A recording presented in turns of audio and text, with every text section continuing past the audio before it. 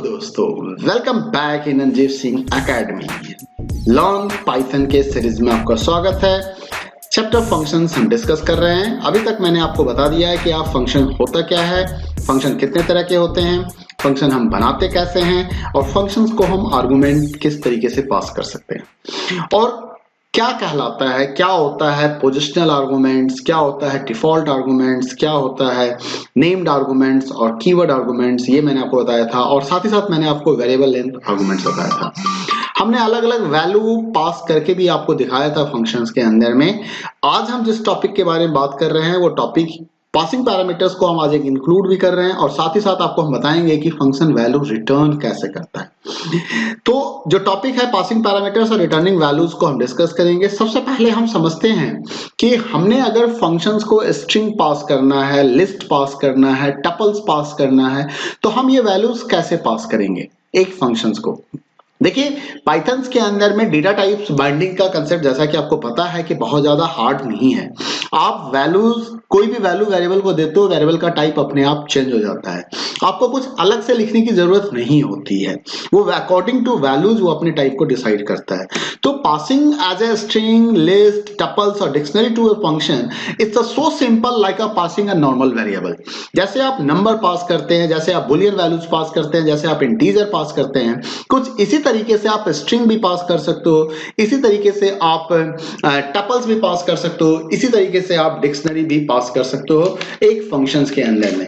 तो ये बहुत ज्यादा डिफिकल्ट टास्क आपके लिए नहीं होगा फंक्शंस को आर्गुमेंट्स देना लाइक ए स्ट्रिंग, लिस्ट और टपल्स। अगर मान लीजिए फंक्शंस को स्ट्रिंग पास करना है तो आपको सिंपली जैसे एक वेरिएबल आप लिखते हो, एक वेरिएबल लिख दो। कॉल करते समय जब आप फंक्शंस को कॉल कर रहे हो तो उस टाइम आपको ध्यान देना होगा कि वो वैल्यू स्ट्रिंग टाइप का। जैसे मैंने यहां पे देखो ये इफ नेम, मैंने underscore underscore name underscore underscore equal to underscore underscore to main check कर रहा हूं कि अगर मैं मेन ब्लॉक के अंदर में हूं तो इस फंक्शन को कॉल करो। ठीक है, तो यहां पे मैंने काउंट वॉवेल नाम का एक फंक्शन बनाया जिसका काम है वॉवेल को काउंट करना। तो ये फंक्शन क्या करेगा, इसको एज ए आर्गुमेंट मैंने क्या पास किया है, स्ट्रिंग पास किया है। अब ये स्ट्रिंग किसको मिलेगा, टेक्स्ट को मिलेगा। टेक्स्ट को क्या मिल गया, गुड मॉर्निंग। अब यहां पे मैंने एक वेरिएबल इनिशियलाइज किया जिसकी वैल्यू मैंने ले ली काउंट, जीरो। काउंट नाम की वेरिएबल है जिसकी वैल्यू मैंने ले ली जीरो। अब यहां पे मैंने एक लूप चलाया जिसमें ch इन टेक्स्ट में कर रहा हूं, मतलब तब तक लूप चलाओ जब तक टेक्स्ट के अंदर में एक एक कैरेक्टर है। ये क्या कर रहा है, हर एक कैरेक्टर को ले रहा है यहां से। पहले जी जाएगा, फिर ओ जाएगा, फिर ओ जाएगा, फिर डी जाएगा, फिर स्पेस, फिर एम, फिर ओ, फिर आर, फिर एन, फिर आई, फिर एन, फिर जी। इस तरीके से एक एक कैरेक्टर जी के अंदर आता जाएगा। और जब जब एक एक कैरेक्टर जब इसके पास आएगा उस जी के पास, तो वो एक कैरेक्टर को ये चेक करेगा कि क्या वो कैरेक्टर इस स्ट्रिंग में एग्जिस्ट कर रहा है। अब देखो, मैंने वॉवेल चेक करने के लिए क्या लॉजिक लगाया, मैंने एक वॉवेल स्ट्रिंग लिख दिया यहाँ पे A E I O U small and A E I O U in capital.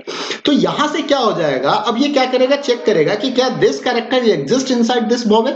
अगर इस वॉवेल स्ट्रिंग के अंदर में कैरेक्टर एग्जिस्ट कर रहा है तो वॉवेल काउंटर को 1 से इंक्रीज कर दो। तो इस तरीके से वैल्यू आपका इंक्रीज हो जाएगा और ये लूप तब तक चलता रहेगा। और एट लास्ट क्या होगा, जो वॉवेल नंबर ऑफ कैरेक्टर्स है वो काउंट करके काउंट वेरिएबल से वापस होगा। जो काउंट के अंदर वैल्यू होगी वो रिटर्न स्टेटमेंट क्या करेगा, उसको वापस कर देगा और वापस करके किसको देगा, वी को देगा और फिर उस वैल्यू को हम प्रिंट कर देंगे। तो अगर ए ई आई ओ यू को देखें तो वॉवेल 1, वॉवेल 2, वॉवेल 3, वॉवेल 4, तो देयर आर 4 वॉवेल्स। टोटल कितने वॉवेल्स हैं इसके अंदर में, 4 वॉवेल हैं। तो ये 4 आउटपुट दे देगा आपको। जब आप प्रिंट कराओगे तो इसे आप वॉवेल 4 प्रिंट करेगा। तो ये तो मैंने आपको बताया कि आप स्ट्रिंग कैसे पास कर सकते हो। आइए जरा लिस्ट और टपल्स को भी देखते हैं कि हम उसे कैसे पास करते हैं। लिस्ट और टपल्स को मैंने एक ही एग्जांपल में समझाने की कोशिश की है क्योंकि आपको पता है कि लिस्ट और टपल में डिफरेंस क्या है, लिखने का तरीका डिफरेंस है। पहला डिफरेंस तो इसके लिखने का तरीका है, ये आपका लिस्ट है और ये आपका टपल्स है। दूसरा डिफरेंस क्या है कि लिस्ट म्यूटेबल होता है और टपल इम्यूटेबल होता है। तो बेसिक डिफरेंस इतना ही है। ऑलमोस्ट कुछ फंक्शनलिटीज के भी डिफरेंसेस हैं यहाँ पे, क्योंकि म्यूटेबिलिटी और इम्यूटेबिलिटी की बात हो जाती है तो हमें कुछ वैलिड फंक्शंस यहाँ मिल जाते हैं लिस्ट में एक्स्ट्रा, जो कि टपल्स में नहीं मिल पाते हैं। ठीक है, अगर आपको यहाँ कोई कंफ्यूजन हो तो आप हमारे लिस्ट और टपल्स वाले वीडियोस को देख सकते हो। उस वीडियो में आपको ये सारा डिफरेंस पता चल जाएगा। तो लिस्ट और टपल्स। अब जैसे मान लो मैंने एक फंक्शन बनाया प्रोडक्ट माई लिस्ट, मतलब माई लिस्ट मैं अज्यूम कर रहा हूं कि मैं एक नंबर लिस्ट इसको प्रोवाइड करूंगा और जो भी लिस्ट में नंबर्स होंगे उस नंबर्स का प्रोडक्ट ऑफ नंबर्स हमें ये वापस करेगा। तो जो लिस्ट ऑफ नंबर्स हैं उसकी मल्टीप्लाई करके जो रिजल्ट होगा वो मुझे मिलेगा। कैसे मिलेगा? PR1 प्रोडक्ट की वैल्यू मैंने 1 रख ली, n इन माई लिस्ट, मतलब माई लिस्ट से एक नंबर n को मिलता जाएगा, उस n को PR से मल्टीप्लाई करके वापस PR में स्टोर कर दिया जाएगा, ठीक है, और रिटर्न PR किया जाएगा। ये PR equal to PR multiply n को जरा ध्यान से समझ लो, इसमें बहुत ज्यादा डाउट नहीं है। जैसे सपोज करो इनिशियली PR की वैल्यू 1 होगी, अब यहां से देखो मैंने फंक्शन को कॉल किया, मैंने क्या पास किया 2 3 n, तो क्या होगा n की वैल्यू पहले तो होगी 2, तो 1 मल्टीप्लाई 2, तो PR की नई वैल्यू क्या हो गई 2 हो गई। फिर n की वैल्यू, क्योंकि अगला एलिमेंट मिलेगा लिस्ट में 3 है, तो n की वैल्यू 3 हो गया। अब 2 मल्टीप्लाई 3, तो PR का नया वैल्यू क्या हो जाएगा 6। फिर n को क्या मिलेगा, अब n को 4 मिलेगा, तो 4 मल्टीप्लाई 6, PR का नया वैल्यू क्या हो जाएगा 24। इस स्टेटमेंट का देखो, इस स्टेटमेंट से n को वैल्यू मिल जा रहा है और इस स्टेटमेंट के कारण PR की वैल्यू बार बार चेंज हो रहा है, उसके करंट वैल्यू के साथ n को मल्टीप्लाई कर दिया जा रहा है और जो रिजल्ट है वो वापस PR को दे दिया जा रहा है। ये सिंपल कंसेप्ट यहाँ पे फॉलो हो रहा है।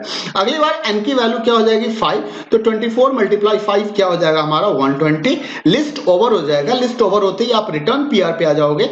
PR का लास्ट वैल्यू क्या है 120, ये सारे वैल्यू तो ओवरराइट हो चुके होंगे, मींस की PR अलग वैल्यू को रेफर करना शुरू कर दिया, तो ये जो 120 है वो v को मिल जाएगा, क्योंकि ये फंक्शन जब रिटर्न कर रहा है तो जो वैल्यू रिटर्न करेगा वो v को मिलेगा और उसको ये प्रिंट कर देगा। तो क्या प्रिंट किया फाइनली इसने 120 प्रिंट कर दिया। तो इस तरीके से आप टपल की जगह, मतलब लिस्ट की जगह पे आप चाहें तो यहां टपल्स लगा के इसको ऐसे भेज सकते थे, तब भी आपको आउटपुट यही मिलेगा। तो that is the way to passing the list and tuples to function.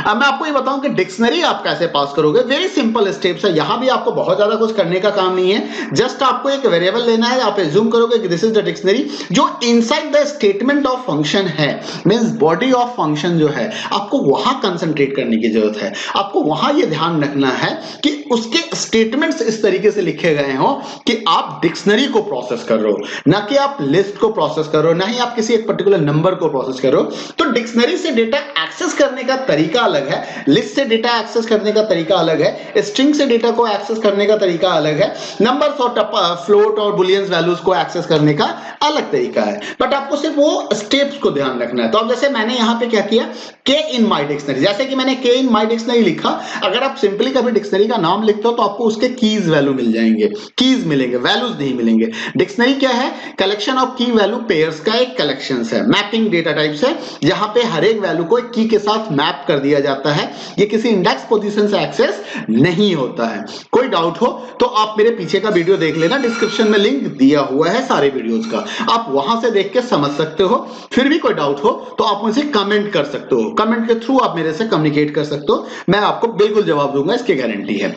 तो आइए, तो ये क्या करेगा, हर एक डिक्शनरी के हर एक कीज को के अंदर जाएगा। अब यहां पे वो कीज वैल्यू को प्रिंट करके, और माई डिक्ट ऑफ के का मतलब हो गया कि उस की के ऊपर जो वैल्यू है वो वैल्यू दो मुझे, मतलब वो की जिस वैल्यू को पॉइंट कर रहा है, जिस वैल्यू के साथ मैप किया हुआ है, वो वैल्यू मुझे दे दो। तो इस तरीके से वो वैल्यू इसे मिल जाएगा। अब देखिए यहां पे मेन ब्लॉक के अंदर में मैंने स्कोर, ठीक है, इसको यहां लिखने की जरूरत है, कोई इंडेंटेशन की आवश्यकता नहीं है, इंडेंट बाय मिस्टेक है। स्कोर इक्वल टू, मैं एक डिक्शनरी क्रिएट कर रहा हूं जहां पे मैथ 40, साइंस 34, CS 50, मतलब एक स्कोर दे रहा हूं मैं यहां पे। और अब मैंने यहां पे प्रिंट डिक्शनरी, तो प्रिंट डिक्शनरी नाम के वेरिएबल को कॉल किया, ये यहां जाएगा। अब ये क्या करेगा, फॉर के इन माई डिक्ट की वैल्यू ये डिक्शनरी हो जाएगी के इन माई डिक्ट, तो क्या होगा, पहले के को मैथ मिलेगा, तो ये क्या करेगा, यहां पे प्रिंट कर देगा, आपको ये प्रिंट कर देगा पहले मैथ, ठीक है, मैथ को स्मॉल में, और उसके बाद इक्वल टू साइन प्रिंट करके, और मैथ माई डिक्ट मैथ की वैल्यू क्या है 40, तो ये 40 आ जाएगा। फिर ये साइंस प्रिंट करके साइंस इक्वल टू 34, और CS प्रिंट करके CS इक्वल टू 50, इस तरीके से ये वैल्यू को प्रिंट करके आपको आउटपुट दे देगा। तो उम्मीद करते हैं कि आपको ये समझ में आ गया होगा कि फंक्शंस को स्ट्रिंग कैसे पास करना है, फंक्शंस को लिस्ट और टपल्स कैसे पास करना है, फंक्शंस को डिक्शनरी कैसे पास करना है। तो ये तो हमने बात कर लिया पासिंग ऑफ वैल्यूज के बारे में कि हम कैसे फंक्शंस को वैल्यूज पास करते हैं, लेकिन अब मुझे ये भी समझना पड़ेगा कि हम वैल्यू रिटर्न कैसे करते हैं, क्या मतलब क्या है रिटर्न करने का, क्या होता क्या है रिटर्न। देखिए जब कभी भी आप किसी फंक्शंस को कॉल करते हैं तो फंक्शन दो तरह के होते हैं। नॉर्मली फंक्शंस दो तरह के होते हैं on the basis of the values return. मतलब दो तरीके का फंक्शन होता है, एक रिप्लाई देता है, एक हमें कुछ वापस कर देता है। एक कहता है कि नहीं हम वापस नहीं करेंगे, हम काम को करके चले जाएंगे। मतलब क्या है कि जैसे कि आपने दुकानदार को पैसा दिया, वो आपको एक सामान दे देगा। आपने दुकानदार को पैसा दिया, वो आपको एक सामान दे देगा। तो ये क्या है, उसने आपको रिप्लाई दिया, वो आपने एक आइटम आपको वापस कर दिया। आपने किसी पेंटर को काम दिया, वो आके पेंट करके चला जाएगा, वो आके पेंट करके चला जाएगा, वो आपके हाथ में कुछ नहीं दे रहा है। पेंटर का काम है पेंट करना, वो आएगा दीवार पे पेंट करेगा, ग्रिल पे पेंट करेगा, विंडो पे पेंट करेगा और चला जाएगा। आपको आउटपुट डायरेक्ट वहीं दिखेगा जहां पे आउटपुट दिखना है आपको, ठीक है। तो इसी तरीके से जब हम प्रोग्रामिंग करते हैं, जब हम प्रोग्रामिंग में अलग अलग मॉड्यूल्स यूज करते हैं, तो वहां पे भी अलग अलग तरह के मॉड्यूल्स होते हैं। जैसे आप प्रिंट फंक्शन को कॉल करते हो, अब प्रिंट फंक्शन कोई आउटपुट नहीं देता है, जबकि इनपुट फंक्शन आउटपुट देता है। इनपुट फंक्शन आउटपुट देता है आपको, प्रिंट फंक्शन कोई आउटपुट नहीं देता है। उसी तरीके से आप मैक्स फंक्शन को कॉल कर लो, वो आउटपुट देता है। वो लेन फंक्शन को कॉल कर लो, वो आउटपुट देता है। समझ रहे हो। अपडेट लिस्ट अपडेट फंक्शन को कॉल कर रहे हो, वो लिस्ट को अपडेट कर देगा, वो आउटपुट नहीं देगा आपको। तो ये डिफरेंस है, फंक्शंस अपने काम को करते हैं। कई फंक्शन काम करने के बाद कुछ वैल्यू हमें दे देते हैं और कई फंक्शन काम करके दिखा देते हैं। वो काम आपको एज अ रिजल्ट पे दिख जाएगा। ओवरऑल जब आप रिजल्ट चेक करोगे तो यू कम टू नो कि हाँ this function work there duty, उसने अपना काम कर दिया, उसने अपनी भूमिका निभा दी, ये आपको वहां से दिख जाएगा। ठीक है, तो समझते हैं कंसेप्ट को कि पाइथन के अंदर में फंक्शन में और may not return a value, कभी रिटर्न कर सकता है और नहीं भी कर सकता है। On the basis of returning values there are two types of function, दो तरह के फंक्शंस होते हैं, non void function and void function. Actually ये वॉइड और वॉइड टर्म जो है ये जावा, सी प्लस प्लस और सी प्रोग्रामिंग लैंग्वेज से लिया हुआ है, वहां पे वॉइड कीवर्ड के तौर पे यूज होता है, जबकि पाइथन में ऐसा कोई कीवर्ड नहीं है। तो हम यहाँ पे नॉन वॉइड का मतलब हो गया फंक्शन रिटर्निंग सम वैल्यूज, मतलब वो वॉइड नहीं है, वो कुछ ना कुछ आपको देगा, रिटर्न करेगा। और वॉइड फंक्शंस का मतलब हो गया function not returning any values, वो फंक्शन कोई वैल्यू आपको रिटर्न नहीं कर रही है। ठीक है, तो इसको समझ लिए। अब आइए जरा सा मैं आपको इसको एग्जांपल्स के थ्रू बता दूं कि what is the meaning of non void function and void function. मैं इसको डिटेल डिस्कस करूंगा, यहां मैं समझाने के लिए आपको बता रहा हूं। जैसे this function is comes under the category of non void function. Why? Because this function return the result of x plus Y. ये x प्लस वाई की वैल्यू आपको वापस दे रही है, ये आपको रिटर्न कर रही है। जैसे ही आप कैलसम फंक्शन को कॉल करोगे, आप उसे दो नंबर प्रोवाइड करोगे, ये क्या करेगा, उस दोनों नंबर को ऐड करके जो उसका सम वैल्यू है वो आपको एज अ रिजल्ट वापस कर देगा। तो ये नॉन वॉइड फंक्शन हो गया। लेकिन उसी जगह पे अगर हम वॉइड फंक्शन की बात करें जो हमें कुछ वापस नहीं करेगा लेकिन काम तो करेगा, काम करेगा इन द सेंस जैसे कि से हेलो नाम के फंक्शंस को हम बात करें, मैं इसको नेम एज ए आर्गुमेंट पास करूंगा, तो ये क्या करेगा, ये आउटपुट स्क्रीन पे हेलो मिस्टर और मिस जो भी नाम आप दोगे, मिस्टर अमित, मिस्टर साक्षी, जो भी नाम दिया, सुमित, सुशील, जो भी नाम दिया, उस नाम को ये प्रिंट करके दिखा देगा कि hello mister this, hello mister miss this, like this way ये आउटपुट आपको दिखाएगा। तो मतलब फंक्शन ने अपने काम को किया, ये पता कैसे चलेगा, जब आप आउटपुट स्क्रीन को देखोगे, आउटपुट विंडो को देखोगे, तो आपको वहां पे वो आउटपुट मिलेगा जो आपको ये एहसास करा देगा कि this function has done their work, उसने अपना काम कर दिया। ठीक है, आइए जरा इसको डिटेल समझते हैं। ध्यान रखना एक चीज, एक नोट पॉइंट है कि return statements ends a function execution. जहां भी रिटर्न स्टेटमेंट मिल जाएगा, चाहे वो फंक्शंस के एंड लास्ट स्टेटमेंट हो या फंक्शंस के बीच का स्टेटमेंट हो, कहीं भी लिखा गया हो, फंक्शन में किसी भी पोजीशन पर अगर रिटर्न स्टेटमेंट लिख दिया गया और अगर वो स्टेटमेंट एग्जीक्यूट कर रहा है, कंट्रोल उस रिटर्न के पास पहुंच चुका है, तो उसके बाद के सारे स्टेटमेंट स्किप कर जाएंगे, वो एग्जीक्यूट नहीं होगा। तो आप यूं भी कह सकते हो कि रिटर्न आपके एग्जीक्यूशंस को टर्मिनेट कर देता है, फंक्शन के एग्जीक्यूशन को टर्मिनेट कर देता है। तो ध्यान रखना रिटर्न को यूज करते समय। ठीक है, अब समझते हैं सबसे पहले non void functions. The functions that return some value और values as a result is called non void function. Functions can return value with the help of the return statement. कौन सा स्टेटमेंट यूज करेगा, return statement. Return is the Python keyword, एक keyword है यहाँ पे। Function returning as value is known as the fruitful function. ऐसा कुछ नहीं है कि हम इसे जो नॉन रिटर्निंग वैल्यू फंक्शंस हैं उसे हम नॉन फ्रूटफुल बोलेंगे, ऐसा नहीं है। फ्रूटफुल वो भी हैं, वो भी अपने काम को कर रहे हैं, एक जस्ट कीवर्ड यूज किया गया है यहाँ पे फंक्शन को एक नाम नाम दिया गया है कि if it is returning something, it is giving something, तो ये आपका फ्रूटफुल फंक्शन होते हैं। कई बार ऐसे देखे जाते हैं जैसे कि माँ बाप आपके लिए बहुत सारा काम करके जाते हैं और करते भी हैं, लेकिन हमें वो फ्रूटफुल नहीं दिखते हैं लास्ट में, है ना। और जब आप वो चले जाते हैं तब आपको एहसास होता है, ठीक है। और कुछ ऐसे लोग होते हैं जो आपके मुंह पे आके आपको कुछ करके दिखा जाते हैं तो आपको लगता है कि he is a good person, he is a good man and good women, तो ऐसा कुछ नहीं है। तो function returning a value is known as the fruitful function. तो आइए जरा सा देखते हैं कि सिंटैक्स क्या होता है इस फ्रूटफुल फंक्शंस का। जैसे आप डिफाइन फंक्शन नेम, पैरामीटर्स देंगे, जरूरी नहीं है कि पैरामीटर्स होगा, ये कोई नेसेसरी नहीं है कि जो फंक्शन हमें कुछ रिटर्न करता है वो हमसे कुछ लेता भी है, मतलब कुछ ले तभी हमें वो वापस दे, ऐसा कोई कंपल्सन नहीं है, बिना लिए भी वो कुछ वापस दे सकता है आपको, ठीक है। अगर लेता है तो पैरामीटर्स की रिक्वायरमेंट है, अगर नहीं लेता है तो ये एम्प्टी रहेगा। Now some of the statements you have to write and at last you have to write the return value.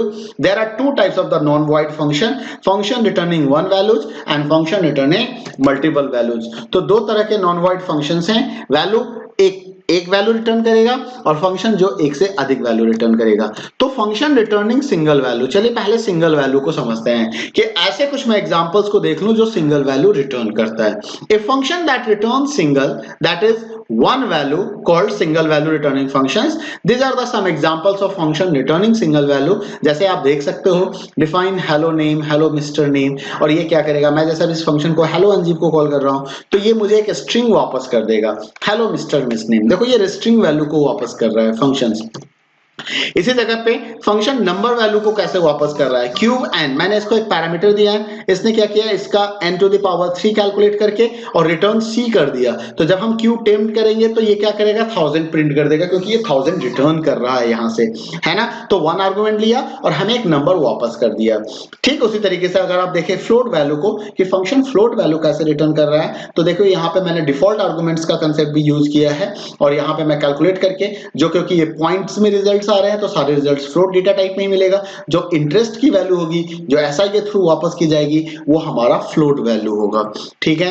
उसी तरीके से आप चाहे तो बुलियन वैल्यू को भी वापस कर सकते हैं, जैसे इस डिजिट आपका स्ट्रिंग का फंक्शन ही है, मैंने उसी के कंसेप्ट को यूज किया है। यहाँ पे ch मैं एक कैरेक्टर पास कर रहा हूं और cs डॉट इस डिजिट, जो डिजिट इस मेथड क्या करता है कि आपको ट्रू या फॉल्स वैल्यू रिटर्न करता है अगर दिया गया स्ट्रिंग और कैरेक्टर डिजिट सिंबल्स को कंटेन करता है, और सिर्फ उसके अंदर अगर स्ट्रिंग है तो सारे कैरेक्टर्स डिजिट सिंबल होने चाहिए, सिंगल कैरेक्टर है तो वो सिंगल कैरेक्टर डिजिट होना चाहिए। तो ये ट्रू या फॉल्स वैल्यू रिटर्न करेगा, तो जो ट्रू एंड फॉल्स होगा वो यहाँ पे प्रिंट हो जाएगा। मैं इसको एग्जांपल्स के थ्रू आपको एक बार दिखाना चाहूंगा कि आइए जरा सा समझते हैं फंक्शंस का काम। तो मैं एक प्रोग्राम, एक नया फाइल ले लेता हूँ, यहाँ पे स्क्रिप्ट इंटरेक्टिव मोड में आ जाता हूँ, सॉरी स्क्रिप्ट मोड में आ जाता हूँ और यहाँ पे मैं आपको कुछ लिख के दिखाता हूँ। जैसे कि सबसे पहले मैं सपोज कीजिए डिफाइन हेलो, मैं हेलो की ही बात करता हूँ। यहाँ पे मैंने नेम दिया और मैंने यहाँ पे लिख दिया रिटर्न, ठीक है, यहाँ पे लिख दिया हेलो, ठीक है, हेलो मिस्टर, और यहाँ पे जो भी नाम है वो नाम लगा के कॉन्केटनेट कर दिया इसको प्लस नेम, ठीक है। ये एक हमारा फंक्शन तैयार हो गया डिफाइन। अब मान लीजिए मैं यहाँ पे सम ऑफ टू नंबर्स का प्रिंट, चलिए मैं यहाँ पे क्यूब का फंक्शन बना दूं या स्क्वायर का बना दूं, है ना, क्यूब कर देता हूँ और यहाँ पे एक नंबर पास कर देता हूँ और मैं यहाँ पे लिख देता हूँ रिटर्न, मैं डायरेक्ट ही कर दे रहा हूँ, आसानी से हमारा काम हो जाएगा। तो क्या लिख दिया, n टू द पावर 3। तो आइए जरा सा इसको यूज करके दिखाता हूँ, ये हमारा मेन ब्लॉक हो जाएगा, ठीक है, ये हमारा मेन ब्लॉक हो गया। अब यहाँ पे देखिए मैं क्या कर रहा हूँ, मैंने सबसे पहले हेलो को कॉल किया, अब हेलो में मैंने यहाँ पे लिख दिया अंजित, ठीक है। अब देखिए जरा सा मैं इस फंक्शंस को कॉल करके मैं इसको सेव करता हूँ और सेव करने में मैं यहाँ पे फंक्शंस का नाम लिख देता हूँ रिटर्न फंक्शन, ठीक है। मैं इसी में सारा काम कर दूंगा, मल्टीपल्स प्रोग्राम्स तो मैं बनाता नहीं हूँ। तो आइए देखिए इसने कुछ आउटपुट नहीं दिया, क्यों नहीं आउटपुट दिया, आप यहाँ पे वैल्यू रिटर्न तो करवाए थे और वैल्यू आया भी था, तो आपने क्योंकि इस वैल्यू को कहीं यूज नहीं किया है तो पाइथन आपको कोई एरर मैसेज नहीं देने वाली है इस जगह पे। अब आपको, आप जैसे मैं आपको कुछ वापस मैं आपको दे रहा हूँ और आप लेने के लिए आपने अपने हाथ को ही नहीं बढ़ाया, आपने वो कंटेनर नहीं दिया जहां पर सामान को रखना है, तो सामान का क्या हो जाएगा, वेस्टेज हो जाएगा। तो वही चीज यहाँ पे हो रहा है, सामान का वेस्टेज हो जा रहा है। अब मैंने यहाँ पे t इक्वल टू a लिख दिया और यहाँ पे प्रिंट t कर देता हूँ, प्रिंट t कर देता हूँ, ठीक है। और अब मैं इसको सेव करके रन करा देता हूं। तो सेव करके जब मैं अब रन करा रहा हूं तो देखो हेलो मिस्टर अंजीव आ गया। अगर मैं इसके नाम को चेंज कर दूं, मान लो यहाँ पे अंजीव की जगह पे मैं लिख देता हूं सुनील, ठीक है। और अब मैं इसको सेव करके रन करा देता हूं। तो अब जब मैं इसे रन कराऊंगा तो देखो ये आउटपुट क्या आ गया, हेलो मिस्टर सुनील आ गया। समझ में आ गई बात। तो हम कैसे फंक्शंस को कॉल करेंगे और फंक्शन कैसे वैल्यू को रिटर्न कर रहा है। अब जरा इस क्यूब फंक्शन को भी चेक कर ले। मैं डायरेक्ट प्रिंट में भी कॉल कर सकता हूं। मैंने यहाँ पे क्यूब ऑफ 10 लिख दिया, कोई भी नंबर हम दे सकते हैं, कंट्रोल एस किया और मैं इसको रन करा देता हूं। तो देखो इसको रन कराते ही 10 का क्यूब भी आ गया, क्योंकि दोनों फंक्शन को आपने कॉल किया था। आपने यहाँ पे टी को भी प्रिंट कराया है, हेलो को भी कॉल किया है और क्यूब को भी कॉल किया है, इसलिए आपको दो आउटपुट मिल रहा है, हेलो मिस्टर सुनील और ये। अच्छा, ये तो गया। मान लीजिए मैं किसी अदर्स वैल्यू को रिटर्न कर, मैंने आपको स्ट्रिंग रिटर्न करा के दिखा दिया। अच्छा, आपको अगर भरोसा नहीं तो मैं चलो इसका टाइप ऑफ टी पता कर देता हूँ। टी तो यहाँ पे है ना, मैं यहाँ पे टाइप ऑफ टी दिखा देता हूँ। देखो क्या है, वो स्ट्रिंग टाइप वैल्यू है, ठीक है। अब मैं यहां पे आपको एक दूसरा फंक्शन बनाता हूं, डिफाइन, जो बुलियन वैल्यू रिटर्न करेगा। तो चलो मैं इज डिजिट ही लिख देता हूं, ठीक है, डिजिट है। और यहाँ पे सी एस डाल देता हूं और यहाँ पे सिंपली रिटर्न कर देता हूं C S dot is digit. ये हमारा स्ट्रिंग का मॉड्यूल्स है, बाय डिफॉल्ट हमें मिल जाता है, मैं इसके लिए किसी चीज को इंपोर्ट करने की जरूरत नहीं होती है। और यहाँ पे मैं लिख देता हूं a is equal to is digit और यहाँ पे मैं एक कैरेक्टर 1 डाल देता हूँ और b is equal to is digit और यहाँ पे मैं ABCD डाल देता हूँ, ठीक है। और मैं यहाँ पे प्रिंट a कॉमा b कर देता हूँ, ठीक है। सेव करके मैं इसको रन करा दे रहा हूँ। तो अब जरा सा देखना कि ये हेलो मिस्टर सुनील तो पहले वाले फंक्शन का आ रहा है, 1000 दूसरे फंक्शन का आ रहा है, और ये जो थर्ड आउटपुट आपके सामने है ट्रू और फॉल्स, ये तीसरे फंक्शन के सामने आ रहा है। तो आप देखिए यहाँ पे वैल्यू क्या वापस हो रहा है, बुलियन वैल्यू वापस हो रहा है। क्या मिल रहा है, ए को भी बुलियन वैल्यू मिल रहा है ट्रू और बी को भी ट्रू फॉल्स में से वैल्यू मिला। अब क्योंकि 1 डिजिट है इसलिए ए को ट्रू मिला और बी स्मॉल ए जो अल्फाबेट्स है, इसको मैं कुछ और लिख देता हूं, ये अल्फाबेट्स है, ये डिजिट नहीं है, इसलिए बी को क्या मिला, फॉल्स मिला। मैं जरा इन दोनों का टाइप चेक करके दिखा देता हूं। देखो टाइप ऑफ बी, तो डेटा क्या मिला, बुलियन टाइप डेटा मिला। अगर आपको कोई फ्लोट वैल्यू रिटर्न कराना है तो चलो एक ऐसा फंक्शन बना देते हैं जो फ्लोट वैल्यू रिटर्न करेगा। मान लो मैंने सिंपल इंटरेस्ट नाम का एक वैल्यू बना दिया 1000.0 comma r equal to 2.5 comma t is equal to 10 लिख देता हूँ, ठीक है। यहाँ पे ब्लॉक नहीं लगाया मैंने, कॉलम दे दिया और मैं सिंपली रिटर्न कर देता हूँ। देखो जितना कंसाइज वे में आप लिख सकते हो उतना कंसाइज लिखो, जरूरी नहीं है कि बहुत ज्यादा फॉर्मूला स्टेटमेंट्स और इन सब को लिखा जाए, ऐसी कोई रिक्वायरमेंट नहीं है। आप कंसाइज वे में लिखो तो ज्यादा अच्छा होता है, ठीक है। तो अब देखो ये क्या करेगा, P into R into T, और अब मैं यहाँ पे प्रिंसिपल्स को कॉल कर रहा हूँ। अब मैं यहाँ पे S इक्वल टू सीधा लिख देता हूँ SI। मैं कोई आर्गुमेंट नहीं दूंगा। क्यों नहीं दूंगा, क्योंकि यहाँ पे मैंने डिफॉल्ट आर्गुमेंट्स का कंसेप्ट यूज किया है और डिफॉल्ट आर्गुमेंट्स में मैं बिना आर्गुमेंट दिए भी फंक्शन को कॉल कर सकता हूँ, बिकॉज दिस ऑल वेरिएबल्स, इन सभी के पास एक डिफॉल्ट वैल्यू है। P के पास भी 1000 है, R के पास 2.5 है, T के पास 10 है, और आपने इस फंक्शन को बिना किसी आर्गुमेंट का कॉल कर दिया। तो ऐसे केस में क्या होगा, 1000, 2.5 और 10 ये वैल्यू के साथ ये हमें रिजल्ट कैलकुलेट करके दे देगा, ठीक है। और मैं जरा सा इसको प्रिंट करा देता हूं एस को, ठीक है। सेव करके मैं रन करा देता हूं। तो चलो रन करा के देखते हैं। और अब मैंने इसको रन करा दिया, देखो ये वैल्यू क्या मिला हमें, 250 का डेटा टाइप एक बार मैं चेक करना चाहूंगा कि कौन सा डेटा टाइप है, और एस नाम है वेरिएबल का, तो मैं यहाँ पे टाइप ऑफ एस लिख देता हूँ। देखो फ्लोट टाइप वैल्यू है। तो आपने ये देख लिया कि किस तरीके से आप अलग अलग वैल्यू वापस कर सकते हैं, अलग अलग तरह के वैल्यूज लौटा सकते हैं। ये मैं बात कर रहा था सिंगल वैल्यू का, लेकिन जो फंक्शंस हैं वो मल्टीपल वैल्यूज भी रिटर्न करेंगे। तो ऐसे फंक्शंस जो मोर देन वन वैल्यू रिटर्न करेंगे उनसे हम क्या कहेंगे, मल्टी वैल्यूज फंक्शन कहेंगे। यहां जो लिखा हुआ है ये गलत लिखा हुआ है, ये सिंगल नहीं है, ये मल्टीपल है, ये मल्टी वैल्यू है, ठीक है। तो multi value function, more than one values is called multi value returning functions. तो these are the some examples. अब देखिए वो कुछ एग्जांपल्स हैं यहाँ पे उसके मल्टी वैल्यूज के, जैसे यहाँ पे मल्टी वैल्यूज के। यहाँ पे एक चीज ध्यान रखना है, जब आप मल्टीपल वैल्यूज रिटर्न करवाते हो फंक्शन से, तो हमेशा वो वैल्यू टपल्स के फॉर्म में ही देता है। वो वैल्यू किस फॉर्म में देगा, वो वैल्यू टपल्स के फॉर्म में देगा, ये ध्यान रखना है, टपल्स के फॉर्म में देगा वैल्यू, ठीक है। जब भी मल्टीपल वैल्यू ऐसा नहीं कि आप एक वेरिएबल्स और अलग आप चाहे कुछ भी रिटर्न करो, वो टपल्स के फॉर्म में ही मिलेगा। जैसे कि मैंने देखो यहाँ पे कॉमा लगाया, मैं मल्टीपल वैल्यूज रिटर्न करवा रहा हूँ, इसको सेपरेट करवा रहा हूँ और ये मुझे टपल्स में वापस दे रहा है। अभी बताऊंगा क्यों दे रहा है, जरा सा समझ लीजिए कैसे मैं काम कर रहा हूँ।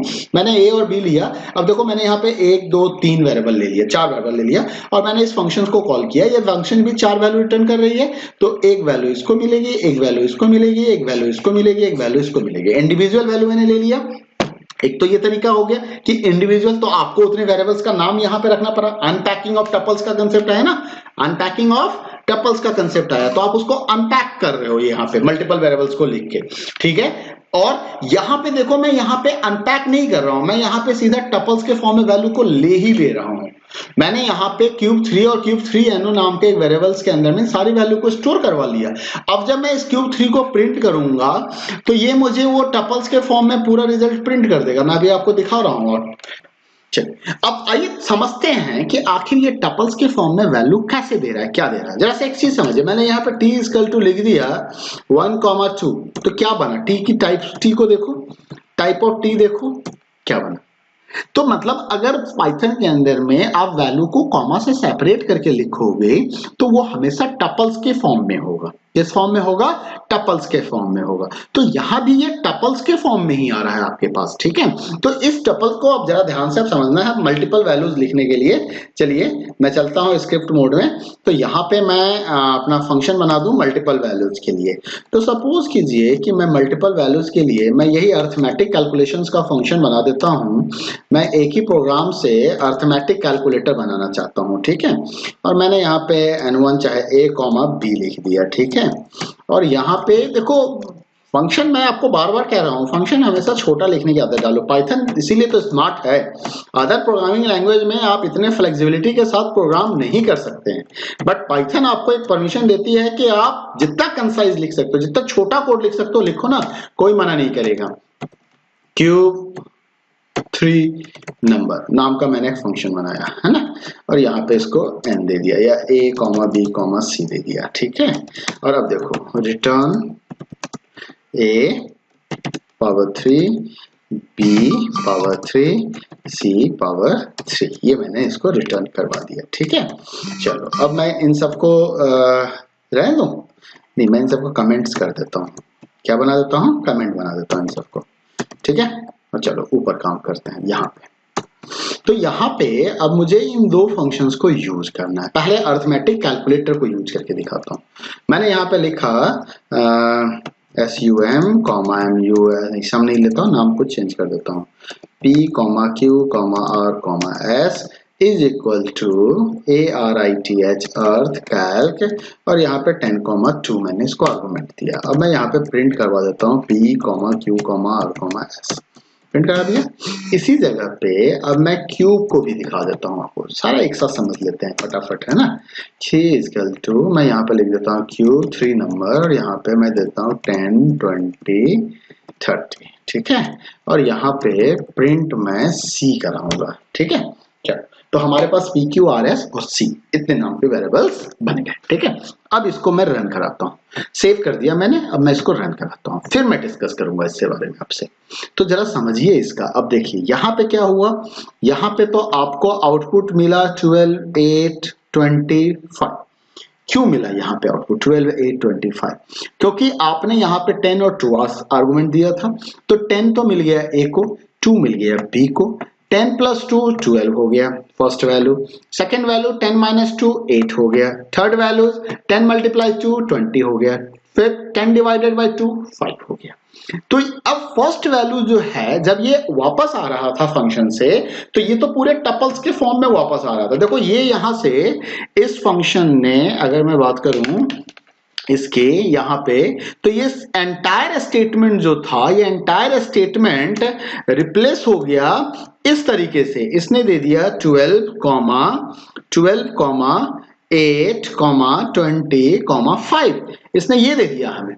और ये जब अनपैक हो रहा था तो 12 मिल गया p को, 8 मिल गया q को, 20 मिल गया r को, एंड 5 मिल गया s को। ये 5.0 क्योंकि आपने इन फ्रैक्शनल डिवीजन है वो हमारा सिंगल, अगर इंटीजर में चाहिए तो हमें यहाँ पे ये सिंबल लगाना पड़ेगा, इसको हम फ्लोट डिवीजन कहते हैं, ठीक है। तो आपको ये मिल गया यहाँ पे 5.0 और आपने जब प्रिंट किया तो देखो 12, 8, 25 ऐसे प्रिंट हो गया।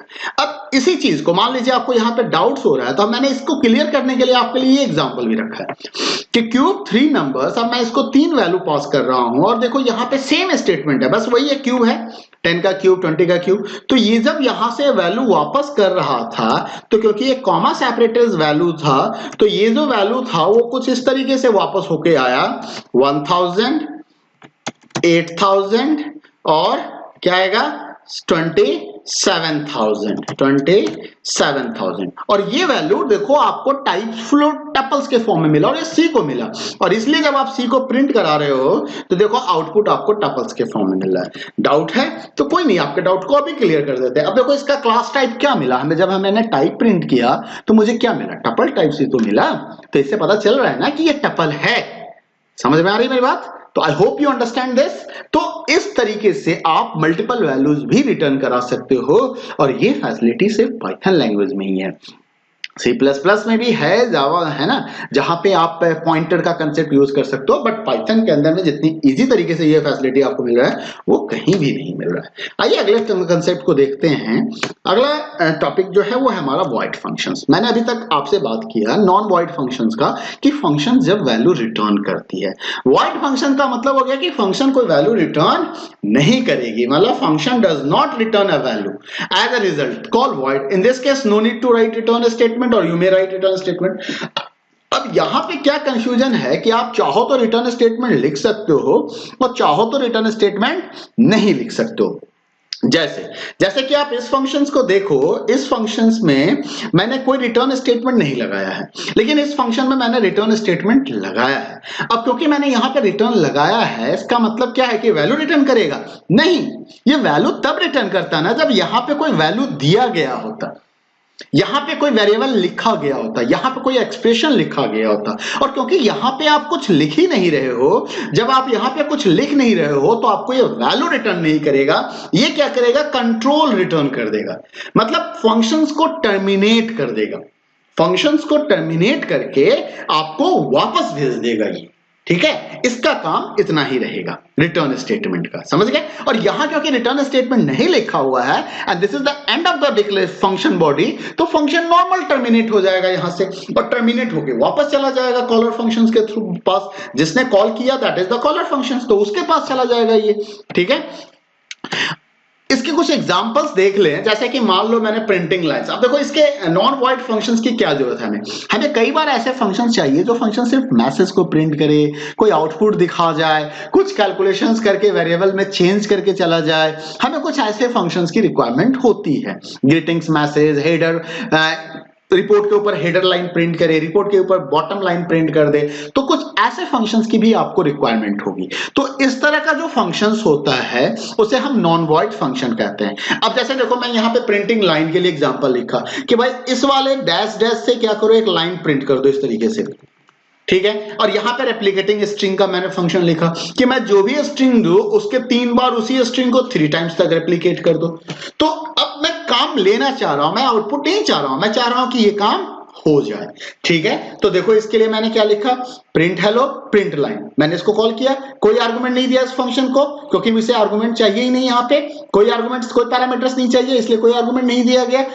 ओके, तो ये क्या करेगा, इसको 80 टाइम्स तक प्रिंट कर देगा और फिर गुड मॉर्निंग आ जाएगा। अगर इस फंक्शन की बात करें तो इसे एक आर्गुमेंट चाहिए, इसलिए मैंने यहाँ पे थैंक यू लिखा, तो इसने थैंक यू को 3 टाइम्स तक क्या करेगा, प्रिंट कर। प्रोग्राम को एग्जांपल्स के थ्रू दिखा देता हूं, तो आइए देखते हैं। तो मान लीजिए मैं यहाँ पे एक नॉन वॉइड फंक्शन लिखना चाहता हूं, प्रिंट, मैंने यहाँ पे लिखा डेफ प्रिंट लाइन, ठीक है, और मैं इसको कोई आर्गुमेंट नहीं दे रहा हूं और मैंने सिंपली यहाँ पे लिख दिया प्रिंट, कुछ भी लिख सकते हैं, कुछ भी प्रिंट करवा सकते हैं, मल्टीप्लाई 80 90 कोई भी रेप्लिकेट ऑपरेटर का ही मैं यूज कर रहा हूं। और यहाँ पे मैंने डिफाइन किया, डिफाइन रेप्लिकेट और रेप्लिकेट मतलब रेप्लिकेट 3 मैंने बनाया और यहाँ पे मैं एक स्ट्रिंग दे देता हूँ, जो भी स्ट्रिंग दूंगा उस स्ट्रिंग को ये रेप्लिकेट कर देगा और मैंने यहाँ पे स्ट्रिंग मल्टीप्लाई 3, रेप्लिकेट 3 है, 3 टाइम्स तक रेप्लिकेट करेगा। और आप चाहो तो एक आर्गुमेंट्स भी दे सकते हो, आप एक इंटीजर आर्गुमेंट भी दे सकते हो, जैसे इसी फंक्शंस को मैं ऐसे ही बना सकता हूँ, n इक्वल टू मैं यहाँ पे 80 लिख देता हूं और यहाँ पे मैं डिफॉल्ट आर्गुमेंट का कंसेप्ट लगा देता हूं और यहाँ पे मैं n लगा देता हूं। मैं इस तरीके से भी काम कर सकता हूं, तो डिफॉल्ट आर्गुमेंट्स के साथ चलेगा ये। तो अब जरा सा इसको देखो, मैं इसको भी कमेंट्स बना देता हूं क्योंकि मुझे इनकी जरूरत नहीं है। ठीक है, मैं इन सबको यहाँ पे कमेंट्स बना देता हूँ। ठीक है, मल्टी लाइन कमेंट्स इसी तरह से होते हैं। अब मैंने यहाँ पे लिखा प्रिंट लाइन, देखो जरा सा प्रिंट लाइन, मैंने सिर्फ प्रिंट लाइन को कॉल किया। ठीक है, सेव करके मैं रन करा देता हूँ।